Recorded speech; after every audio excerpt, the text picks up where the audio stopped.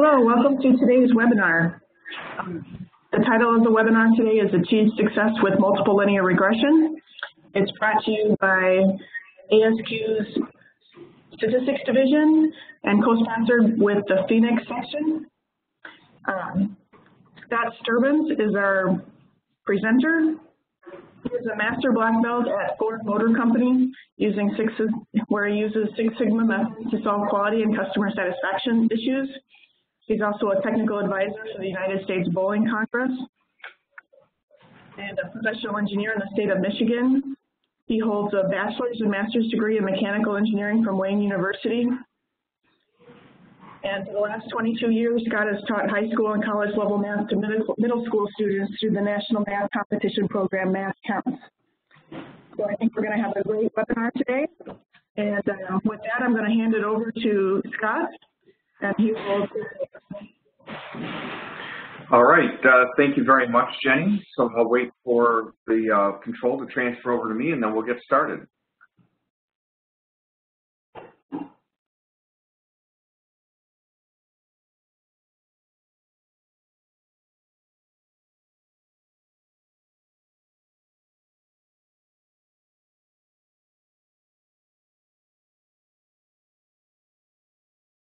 Okay, everybody should be able to see my screen now. So again, thanks for joining today and thanks for tuning in. Again, my name is Scott Sturbins and I'm a Master Black Belt at Ford Motor Company. And I think these webinars that are co-sponsored by the Statistics Division and by the Six Sigma Forum are wonderful ways because our disciplines are so much related to each other and we can really leverage off of each other. So today I'm going to be talking about multiple linear regression. So multiple linear regression is really a great tool, and I use it at Ford Motor Company all of the time. And just a side note, I have a real strong interest in these house flipping shows that are on TV. I'm a DIYer and I do a lot of home improvement myself. One of the things I found when I watch these shows is that when it comes to real estate and finding listing prices and selling prices of homes, that a lot of these couples that do the flipping on TV, they use these comps that really aren't comps, and it seems like they're just pulling numbers out of the air when it comes to list prices of homes or what they think that they should sell them for. And so what happens in that is that if you list the price of a house too high, it sits on the market too long, you get the extra carrying costs, and then if you list the price too low, then you lose out on some potential profit. So I thought, what a great idea to illustrate how to use multiple linear regression then with real estate data. And it actually worked out really well. And just as a side note, my brother is a real estate agent in Arizona in the Phoenix area. And I've got an example to show at the end of the presentation that shows real life application of this tool. So I hope you enjoy it.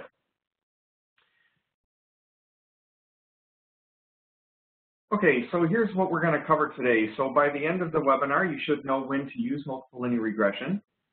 And then during the course of the presentation, I'm going to show you how to collect and analyze the data and also some pitfalls as well.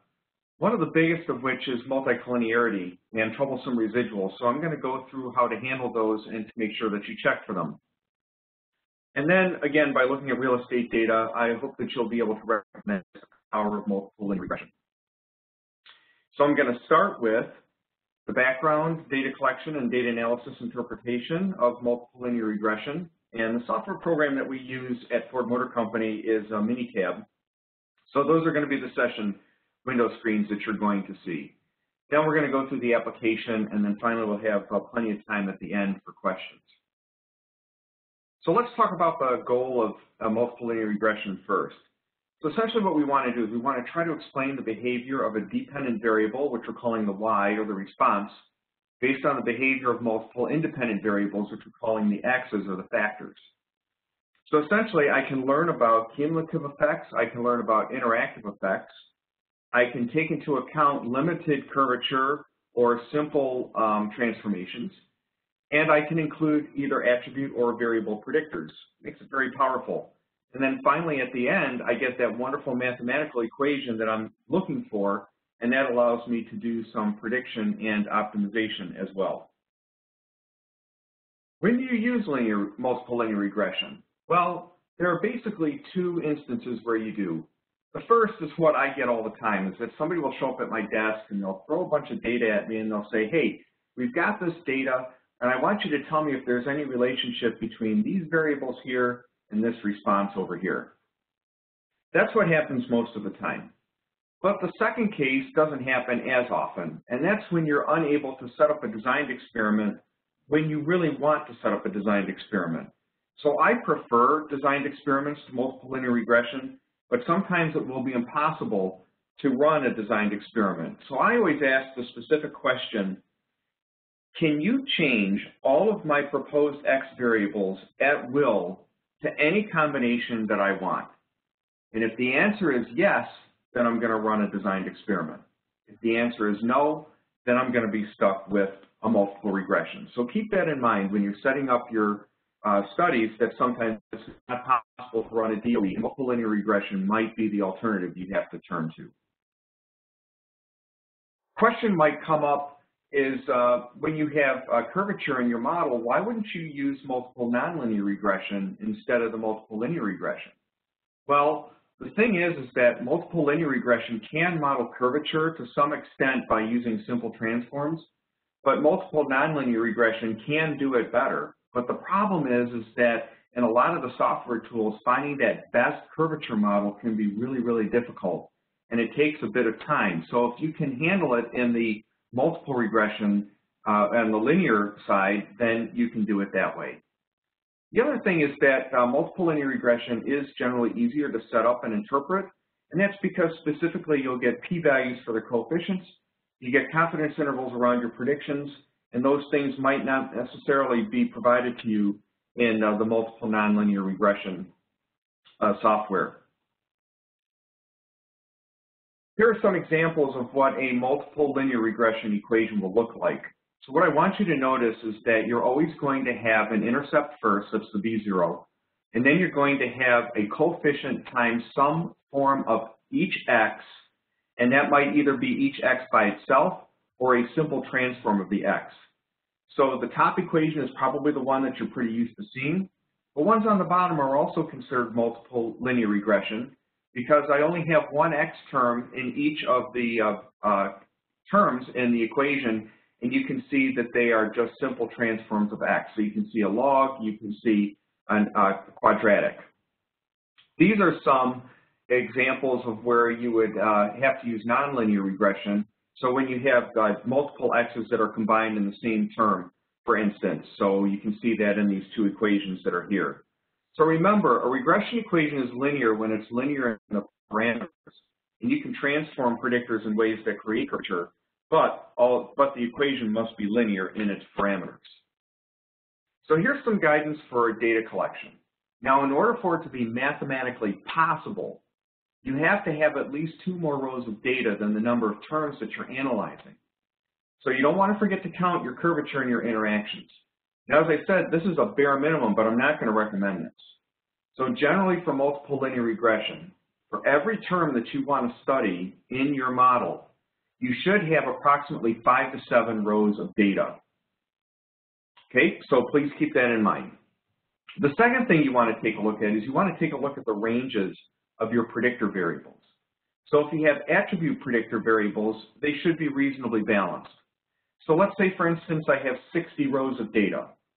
I don't want 55 of my rows of data to have one value of an attribute, and then only 5 rows of my data to have the second value of the attribute.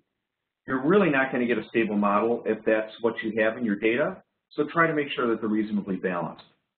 You want the same thing for your variable data. So as an example, if I have a factor that ranges between 0 and 100, I don't want a vast majority of my data to be, let's say, between 0 and 20, and then maybe only 1 or 2 data points that's up towards the very, very high range with a big space in between. That's also going to lead to a very unstable model, and you're going to have problems with leverage, which we're going to talk about a little bit later. So keep that in mind when you collect your data. Here are a couple of other guides for some data collection. So the first is that what I like to do is if I have category names, I like to assign numbers to them because it makes the model a little bit easier for me to understand. So as an example, in the table down at the bottom of the screen, if I have attribute predictor values of yes and no, I might assign those to 1 and 0. Also, if you have maybe 2 to 4 categories, if it makes sense, order the categories logically.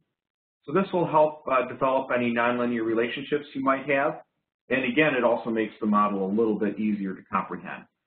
So again, in the table at the bottom of the screen, if I have small, medium, and large, I might assign those values of 1, 2, and 3 because that's how they make sense in that order. The last thing is that if you have a large number of ordinal categories, like a Likert scale. So a Likert scale is like you go to the doctor and they say, hey, explain your pain level on a scale from 1 to 10. So that's a Likert scale.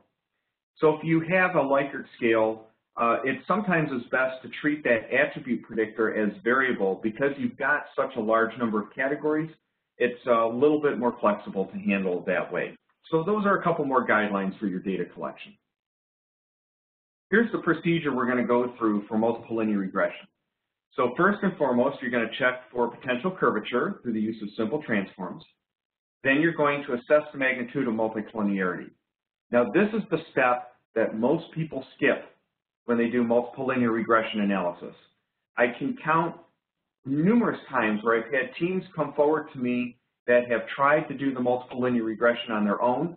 They come back with this wonderful model with an R-squared of well over 90%, and when I have them send me the data and I go through it and I check it for multicollinearity, they fail the multicollinearity requirements, and when I get rid of the multicollinearity, their model falls apart. So you really don't want to fall into the trap of not doing the multicollinearity, and I'm going to show you how to do that.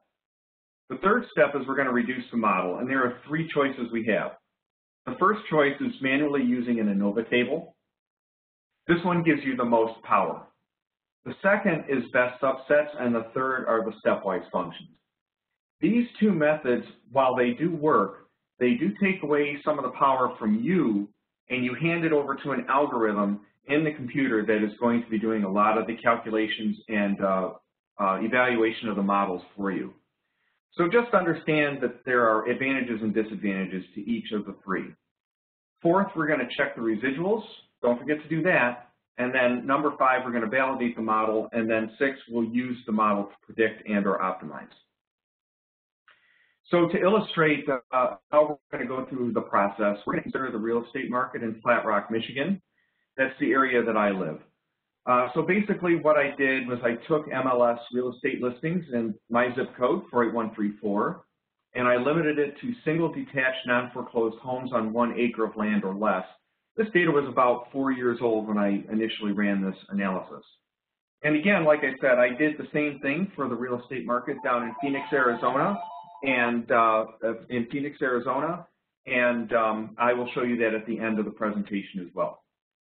So some things that a house flipper might want to know is what buying price indicates a bargain, what features of the house should I spend my money on, and what price should I list at for a quick and profitable sale? And you know what? All of these answers we can get through a multiple linear regression analysis. Let's take a look at some of the information that's generally available on a MLS listing. So the variable predictors include the year the house was built, the lot size in acres, the square footage, and then the quality of the landscaping. So I'll get into the quality of the landscaping here in just a little bit. The attribute predictors would be the number of bedrooms, the number of full and half bathrooms, the size of the garage, so that would be like a 1 car, 1.5, 2, 2.5, so on and so forth. Then I have a pool, yes or no, finished basement, yes or no, number of stories, and then construction material. And here in this region of Michigan, generally homes are either sided or they are brick. So that's what I considered for the construction material. So let's go through first and talk about checking for potential curvature. So what you're going to do is within Minicab, and again, your software might be a little bit different, you're going to generate a fitted line plot for all the X's versus the Y. And just as a reminder, if your attribute predictors only have 2 levels, like a yes or a no, or no pool or a pool, you don't have to check those because obviously those are going to be linear. So if there appears to be curvature, what you're going to do is you're going to check your simple transforms, your quadratics, your cubics, your log, your natural log, see if you can get a better fit. Remember that you're going to compare the R-squared adjusted values. And my general guideline, this is not a textbook guideline, but my general guideline is that if I get my R-squared adjusted to increase by more than 10%, then you really should consider adding the curvature into the model. And again, that's not a textbook guideline, that's just mine. I also ask a couple of questions too. Would it make sense from physics or logic that the relationship would not be linear in this case? The other thing to consider is that if you're not sure whether you should add the curvature or not, add it. If it's not significant, it's going to come out of the model anyway. However, if you don't add it in and the curvature is significant, you're going to see that in your residuals. So if you make a mistake with adding or not adding the curvature, you'll be able to correct it a little bit later on. So let's take a look at an example here. So this is a fitted line plot between lot size and price. This is the linear model. You show the R-squared adjusted at 25%. If I try to put the quadratic in there, the R-squared adjusted actually drops. So obviously I don't want to consider a curvature here. Now let's take a look at another example. This is the quality of the landscaping. So I'm going to explain this variable a little bit more in depth now. So when I took a look at the house listing and all the pictures and stuff like that, I made an assessment of the quality of the landscaping. So a 0 would be somewhere in the range of it's either a barren lot or it's completely weed-ridden, looks really terrible, you know, a lot of dead spots in the grass, you've got minimal or no plantings. If you were at like a 4, 5, or 6, this is average landscaping. So you've got semi-mature plantings, the grass is green, you might have a basic deck or patio, something like that. As you approach a 9 or a 10, now you're talking the grass is impeccable. You have very nicely done flower beds with mature and coordinated plantings. It looks really, really professionally done, perhaps a composite deck, a beautiful paver patio, so on and so forth. So if I check the linear relationship there, the R-squared adjusted is 15.3%. But if I look at the quadratic jumps up to 42.1%. So this is well more than my criteria of an increase of 10%. So I decide that I'm going to add this as a quadratic factor in the multiple linear regression. And basically, if I do that for all of the variables that are considered here, the only one that showed curvature was the quality of the landscaping. In Minitab, you do actually have to add the curvature column, although in your software program, you might not have to. The next step is to assess the multicollinearity. So again, this is the step that a lot of people skip, and it's very dangerous for you to skip it. So multicollinearity is a measure of the correlation of the predictors, and it is measured by something called the variance inflation factor. I show the equation for the variance inflation factor down below, and I'll describe it in a little bit more detail here in just a second. The issue is that if you have high multicollinearity, you can double count, you can inadvertently cancel, and you can also get a very poor predictive model. Or you can get a model that says that you have a very, very high R-squared when in fact it's not. So a perfect score for a variance inflation factor is 1.0. That means that all of your factors are completely independent from each other. As that value grows from 1 to numbers that are larger, it means that there's some interdependence. The nice thing is that you can have some interdependence before it actually gets statistically troublesome. And the guideline for models that have a small number of factors is that you want your VIF to be less than 5. As you get a larger number of factors in your model, that number can creep up just a little bit, but you never ever want it greater than 10. So you target to get less than 5, especially if you have a small number of predictors. But if you have a very, very large number of predictors, that number can grow a little bit higher than 5. Now, if you've got some problems with multicollinearity, what you can do is you need to remove the redundant terms from the analysis. So I always go through 3 questions in my order of logic. So first I ask, which predictor makes more sense or less sense to have as a relationship? So I remove the one that makes less sense if they're multicollinear. Then I ask, if I have a couple variables that are multicollinear, which one's harder to measure? The one that's harder to measure, I'm going to take that one out. And then the third one is, the predictor that's further away from the response. And I'm going to explain that a little bit more in the next slide. So here's what I mean by that. Sometimes you get multicollinearity because predictors are related by a mathematical equation. And I see this a lot. So in other words, factor 1 is a calculation of factor 2. So what I'll do in that case is I'll get rid of factor 1 because it's a calculated value, and I'll keep factor 2. So think of it this way, I'm keeping the predictor that's the cause, not the effect. Sometimes it's a little bit tricky, and I have to use something called the trial and error method to get the R-squared value. So I refer to this as the hokey pokey method.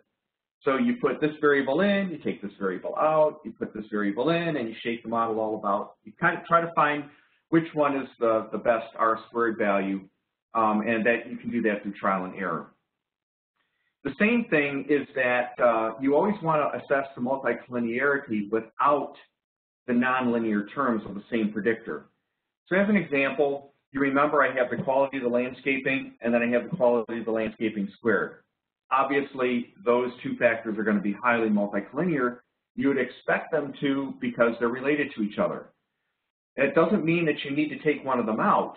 What it means is that when you assess the multicollinearity, you're only going to look at the quality of the landscaping linear term with all of the rest of the factors. So remember when you check the multicollinearity to keep the nonlinear terms that you found in the last step out.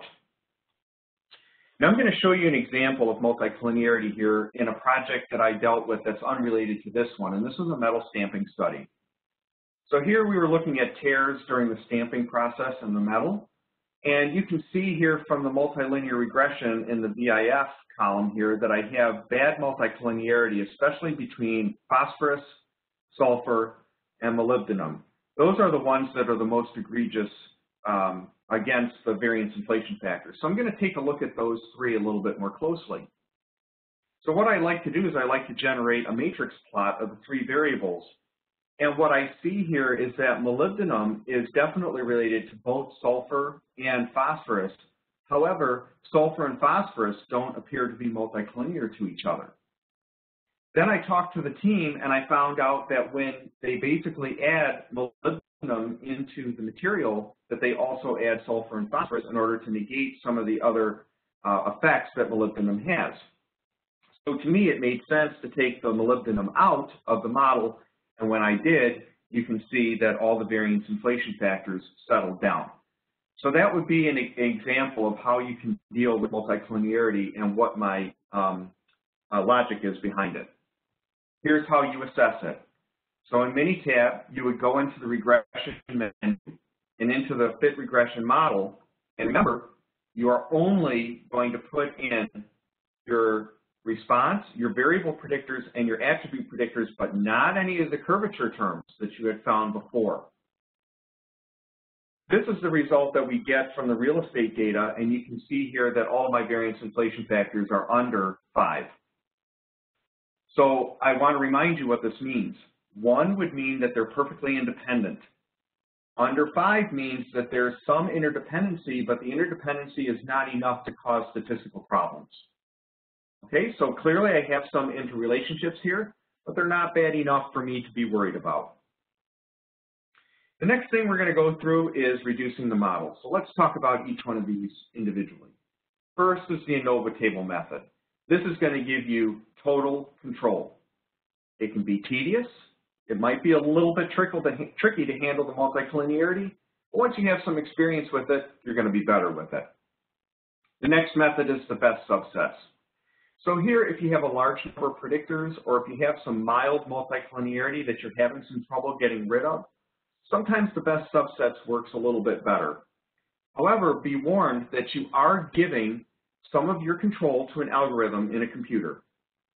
In addition, just the model that the best subsets gives you as the best model does not always eliminate the multicollinearity, so always do that and check when you're done with the best subsets.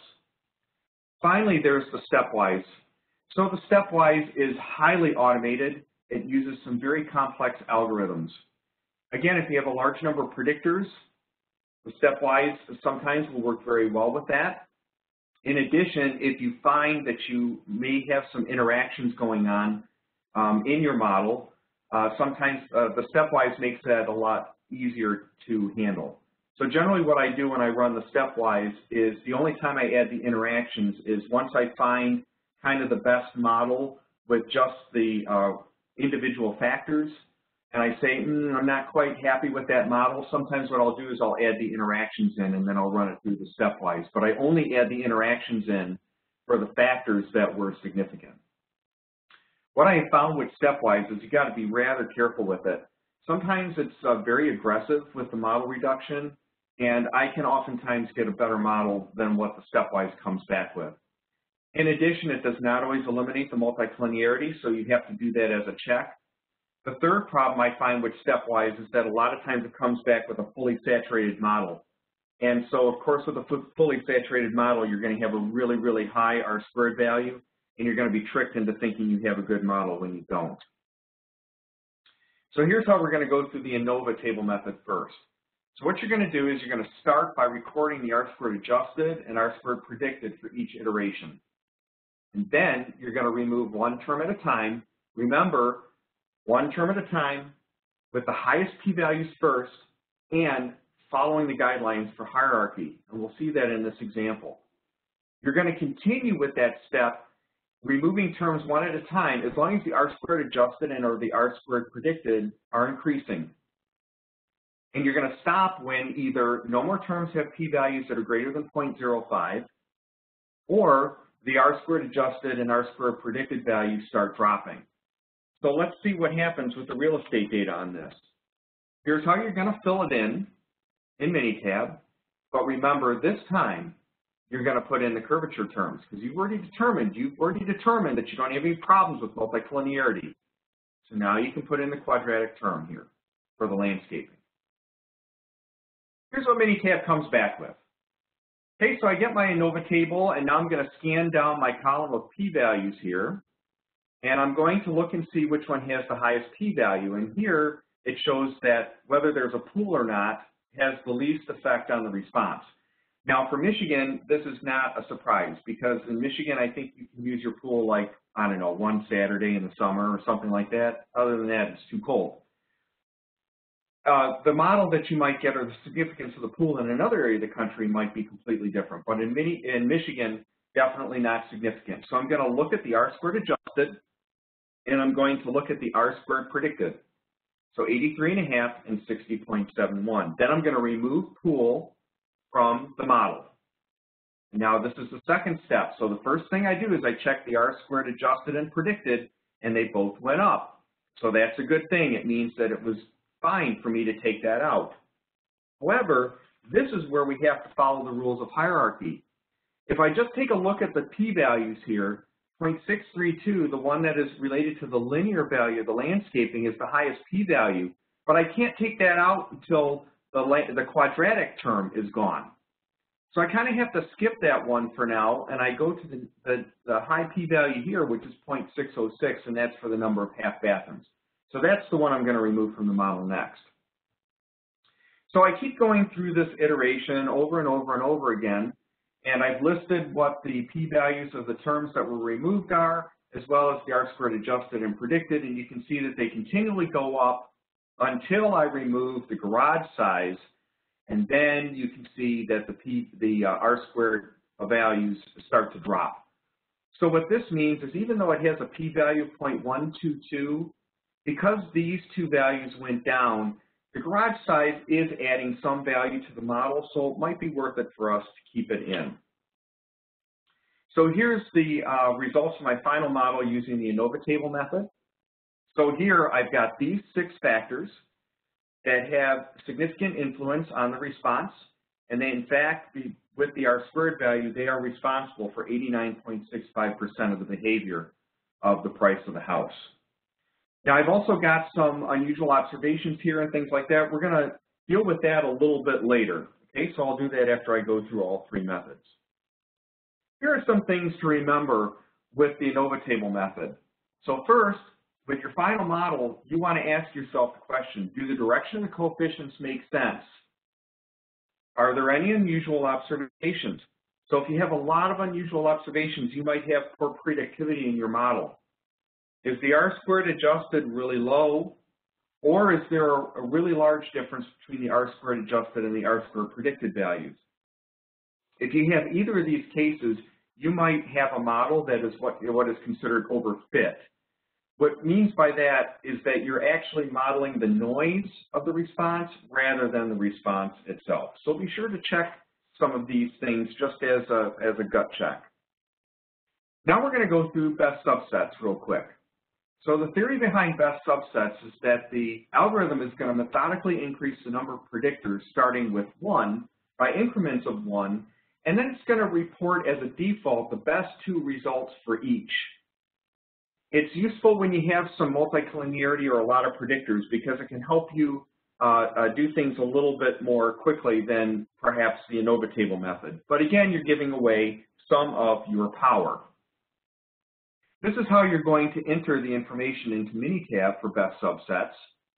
Notice here that there's no separate entry for attribute predictors, so you have to input everything here into the free predictors box. You can also force Minitab to keep certain variables within your model. I generally don't choose to enter anything there, but of course that's whatever you're comfortable with. Okay, so that's where we're going to put everything in. Don't forget your curvature terms again. Here's the result from the best subsets. Now this matrix looks a lot more ominous than what it really is. Once you know how to read it, it's going to be pretty easy. So first, you're going to notice here that Minitab reports 2 values where I have 1 term in the model, 2 models where I have 2 terms in the model, 2 terms where I have 3 terms in the model, so on and so forth. Okay, so that's what that is. These are my variables here across the top. Now what I like to do is when I run best subsets is I rename my variables single letters so that it's easier to read the matrix for me. These X's indicate what variables are within these given models here. But what you're going to use, and I'll explain this on the next slide, is that there are going to be 3 filters that you're going to use in order to choose the best model. The first one's going to be the R-squared adjusted and R-squared predicted. The second is going to be the Mallow CP statistic, and then the third one is going to be S, which is the standard deviation of the residuals. So here's what we're going to do. We're going to choose 4 or 5 what I call finalists with the best R-squared adjusted and R-squared predicted values. Then we're going to move to the Mallow CP statistic, which is going to be a measure of overfit again. So we want the CP value to be less than or equal to the number of terms in the model. And then after we whittle it down, then we're going to take a look at the standard deviation of the residuals, and that should be as small as possible. So let's take a look here. The 5 models here that I have indicated in red all have very good R-squared adjusted and R-squared predicted values. So those are going to be my 5 finalists. But when I go through the other criteria of the Mallow CP statistic and the S, you'll see that that 1 7-term model is my best bet. Now, what I want to stress to you is that any of these 5 models in red are okay to investigate further. So if with the residual analysis, as a, for instance, if you have a problem with that one that we chose as the best one, that's fine. Just move to the one that's next on the list. So again, you want to double check your work. You want to check the multicollinearity because best subsets doesn't necessarily take care of that. And then ask all of the other questions that we asked before. Note that the best subsets method and the ANOVA table method may not give you the same result. And you can see that here. So the model is just slightly different than what we got through the ANOVA table method, but we did get a nice bump in the R-squared value and in the R-squared adjusted value, which is nice. Finally, I'm going to go into Stepwise here. So the theory behind Stepwise is it's going to start with the strongest single predictor, and it's going to incrementally add to the model until the best result is achieved. So if you've got a lot of multicollinearity, or if you've got a lot of predictors, or you want to study some of the interactions between the terms that you've already found to be significant, the Stepwise model can do you some good. However, I want to warn you that it's not just as easy as click, click, click, click, click, and hit OK. You have to play with it a little bit. So within the regression, you can click the Stepwise button, and then you need to fill a couple of things in here. And I really can't stress this enough about being vigilant. here. So you've got to fool around with the alpha value to have terms come in and the alpha value for terms to go out.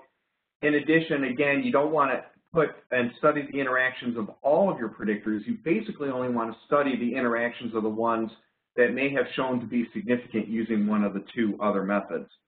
Remember, two things with this. Number one is never trust a stepwise model that comes back that is fully saturated. So make sure you know how many lines of data you are dealing with before you run the stepwise so that you do not get stuck with a saturated model. This is a very, very common mistake. This is the model that Minitab came up with the stepwise. You can actually see here that there are a couple of interaction terms that were included in the model here, which is very interesting. It did bump up the R-squared value, but I got a couple more unusual observations, and we'll take a look at that a little bit later. So again, you need to check your work. Stepwise does not guarantee it's going to eliminate the multicollinearity, so check it. Second, ask all the same questions that you asked before, and note that the three methods might not give you the same result. The last thing is that the coefficients might not make logical sense when you have interaction effects that are included in your stepwise model. So now here's a summary of the three methods. You can see the number of terms is different. You can also see the change in the R-squared adjusted and the R-squared predicted and the number of unusual observations. So the question is which is the best model? And the answer is I don't know yet because I haven't studied the residuals. So let's take a look at those. We know from ANOVA analysis that the residuals have to be normally distributed, they need to be independent, and they need to be homoscedastic or of equal variance across the model. And if you have violations of these, it's going to lead to models that have poor predictive ability. So how are you going to check for that? Well, within the regression window in Minitab, I like to store my fits, my residuals, and my leverages. And how am I going to look at those? Well, I'm going to look at the normality plot of the residuals, I'm going to look at an IMR chart for the residuals, and then I'm going to look at a scatter plot of the residuals versus fit. There's also a 4-in-1 chart that Minitab offers you. However, I like to have individual plots for each one because the individual plots give me a little bit more information. So here's what we're going to look at. For the normality plot, if I have outliers or non-normality, I'm going to check the leverage values of those outliers or of those points that caused the distribution to be non-normal. In the scatter plot, if I see a smile or if I see a frown, it means that you missed a curvature term. So go back and check to see if one of your terms, you should have added the nonlinear or some simple transform. If I see a shark's mouth or a shark's mouth, so that would be a greater than sign or a less than sign. If you can kind of draw that shape on your residuals versus fits plot, it means that you have an unstable model. You can predict better in one range than you can the other, and that's no good. If you see significant outliers in the scatter plot, again, for those outliers only, you're going to check the leverage value.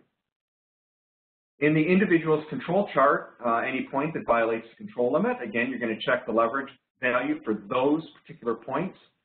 And again, if you see patterns like constantly increasing or constantly decreasing, that means that there was something going on when you were collecting your data, some like noise term or noise factor that you didn't take into account. So I've talked a lot about leverage. So I'm going to show an illustration of that on the next slide, but know that the guideline for maximum leverage for any data point that is of concern is 2 times P over N, where P is the number of terms in the model, don't forget to add your constant, and divided by the number of rows of data that you have. So if you feel that you might have a leverage problem, you calculate this value, and then you compare the leverage values of all of your suspicious data points to that maximum value. If you exceed it, then the model's no good, and choose another one. But if you don't exceed it, then you're going to be okay. Here's an example of what I mean by leverage. So here I have a very clear outlier point, but it's kind of in the middle of my inference space. So if you take a look at the dotted line versus the solid line, that's how the model changes with and without that outlier. So you can see the slope and the intercept are barely affected at all. So even though that's a high outlier point, it's not going to have a high amount of leverage because it didn't have a significant impact on the slope or the intercept of the line. In contrast, this is an outlier point that's close to the edge of your inference space. Here you can see a much more drastic difference between the model lines when the outlier is considered and when the outlier is not considered. So this outlier is going to have a very high leverage value, and it is going to skew your model. So that would be a problem. So let's take a look at the residuals for the three models that I generated. So here's the ANOVA table method. I don't see anything going on here that is of concern. Here is the best subsets model. Same thing, everything looks pretty good.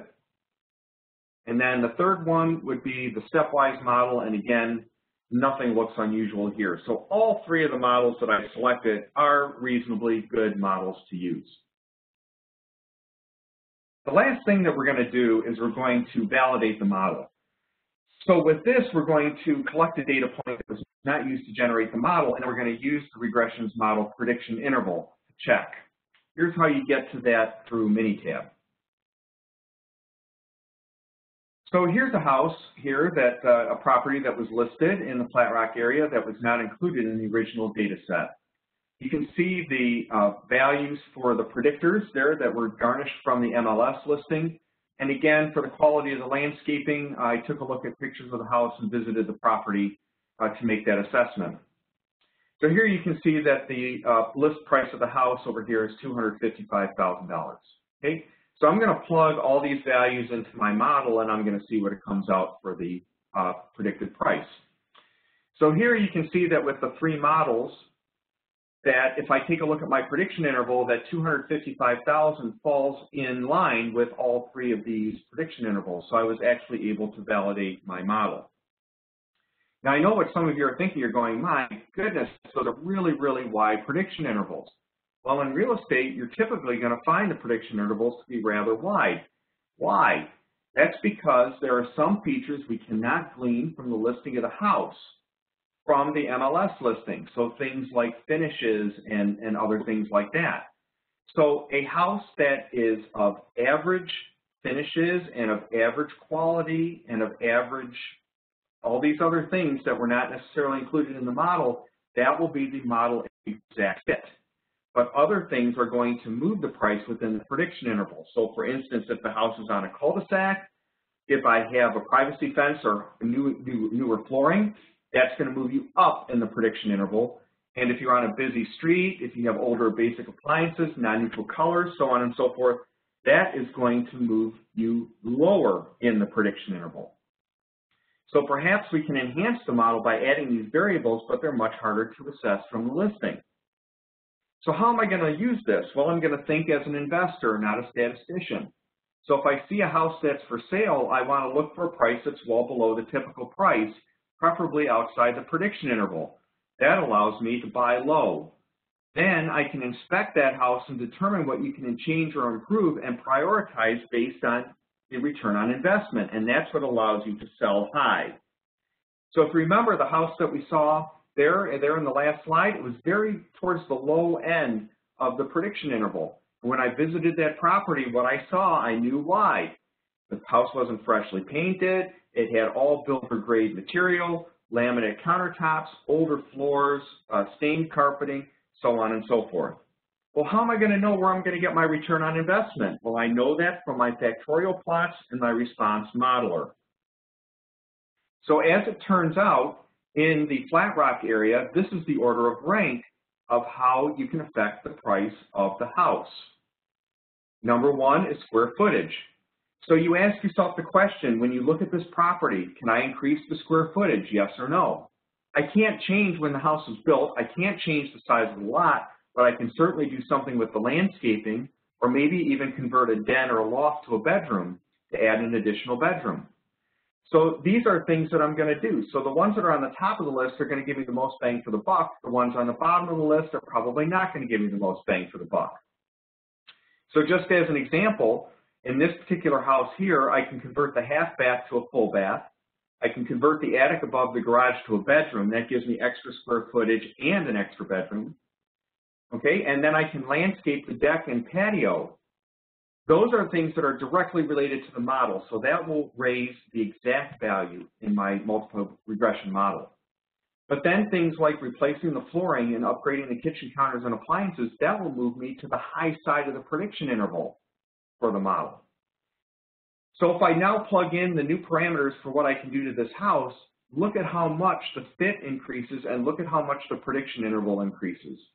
So in theory, if I purchase the house for $255 and I put in $44,000 of investment, I could make a tidy profit on this property by knowing what makes a difference. Now the other example that I showed you is with the real estate down near Phoenix, Arizona. So this is an actual property. My brother was selling his own house down in Phoenix, Arizona, in the Chandler area.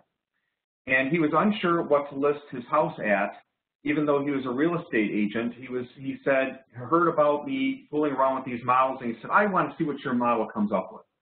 So he sent me all the MLS data for recent sales in the area, and I ran it through the regression model, and you can see that model here on the left. So you can see some of the terms are a bit different than what we found in Michigan, as would be expected, like, for instance, the pool. Okay. In addition, he told me that his house had all average finishes and average infrastructure. So when I put his values of his house inside the model, it told me that the exact fit would be $509,590. So I told my brother, I said, Chris, I said, this is probably going to be the sale price of your house. I said, so you should probably list it somewhere around there.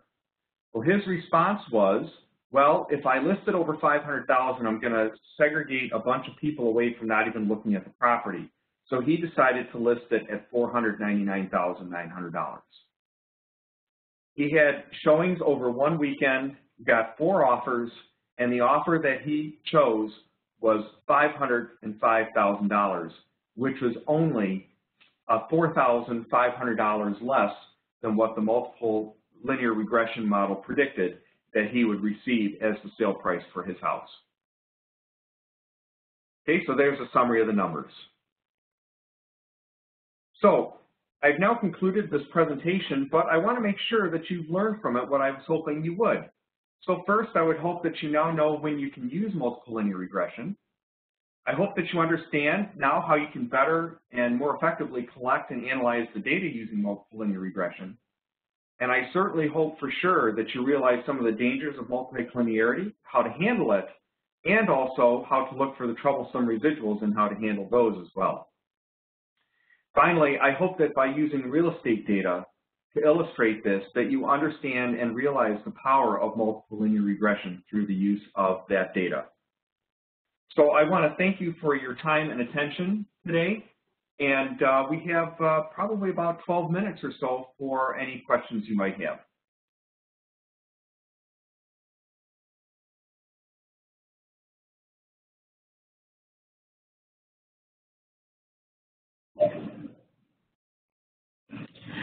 Hi, Scott. One of the questions was that we've heard recommendations for the VIF to be less than 10, and you recommended the VIF less than 5. Do you have any comments on specifically why you chose 5? Yeah, so 5 is from the textbooks that I've written on multiple linear regression and statistical analysis, basically says that once you have variance inflation factors that are greater than 5, that's where you start to have too much interdependency. And if you actually take a look at the matrix plots, when you have the multicollinearity that's above, or the VIF that's greater than 5, you can very clearly see a relationship between the predictor variables. And what I have found from personal experience is that when you have a very large number of factors in your model, so let's say 10, 12, 15 predictors in your model, it can be very, very difficult to get the number of the variance inflation factors all less than 5. And so I kind of inch up my, my criteria for the variance inflation factor with that number of factors. Thanks. Another question was if you could explain further the meaning of saturated when using the stepwise method. Yes. So I really appreciate that question quite a bit. So as a for instance, let's say that I have a very limited data set. that has 7 rows of data, okay? And let's say that I have 20 different terms that I'm trying to analyze in my multiple linear regression. So first I'm going to tell you, all right, you should really have like 5 to 7 rows of data for every variable that you're trying to consider. But I understand that you're in a tight spot here. So a saturated model will have 5 terms for 7 lines of data. And that is what is considered a fully saturated model because you've completely run out of degrees of freedom. So that's automatically going to come back with a very high R-squared value, and it's going to be a meaningless model. Thanks. If there are any other questions, could you please ask them in the chat box now? And we have a couple more minutes we can answer questions.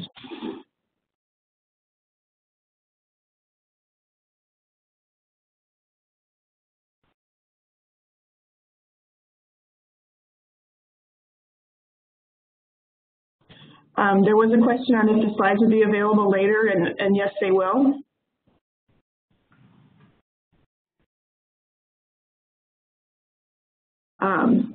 There's a question on how to handle missing data values. Yes. Okay. So this is also a very excellent question. I'm glad somebody brought it up. We need to be careful when we have missing data values. And Minitab, the way that Minitab handles missing data values is this. So suppose that I have a missing data value in some rows of one of my variables. If you include that variable in the model, what Minitab will do is it will discount and it will eliminate every row that has a missing value for that variable. So you can understand how that can be very dangerous. So as a for instance, what can happen is you can say that that particular variable is not significant. So then you remove that variable from your model, and then all of a sudden now Minitab is considering a whole bunch of other lines of data that it wasn't considering before because you no longer have the missing values. So you have to be very careful when you run your models where you have missing values because that can change your model and your model analysis quite significantly.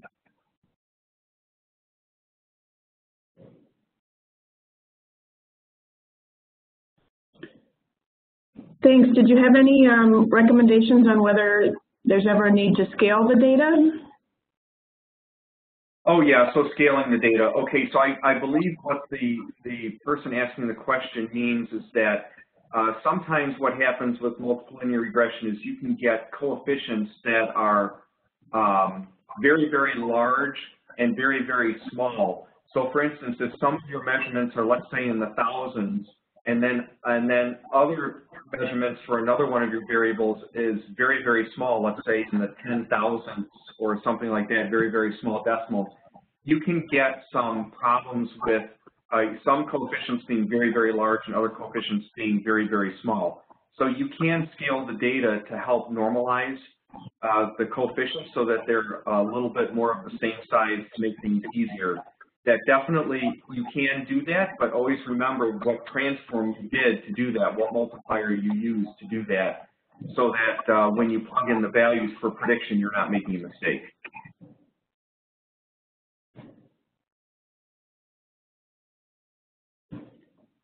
Great. I think that's about it for today. So I want to thank you, Scott, for a really good presentation, and I want to thank everyone for joining us today. Thank you very much. It was a pleasure, and I hope that the Statistics Division and Six Sigma Forum can do more webinars like this in the future. Thank you. Thanks, everyone.